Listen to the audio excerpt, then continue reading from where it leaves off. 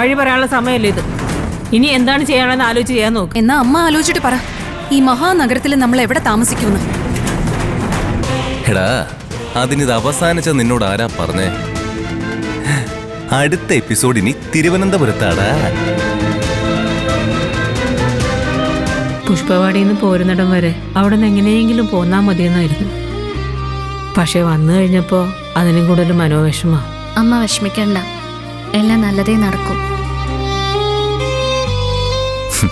കാവേരിയെ കണ്ടെത്തിയാലും ഞങ്ങൾ തമ്മിൽ ഒരുമിക്കാനൊന്നും പോകുന്നില്ലടാ. അത് മാത്രമല്ല, കല്യാണം മുടങ്ങിയതിന്റെ പേരിൽ ജയപാലൻ അങ്കിള് ഇനിയും എന്തെങ്കിലും പ്രശ്നം ഉണ്ടാക്കുമെന്ന് അറിയാൻ പറ്റില്ല.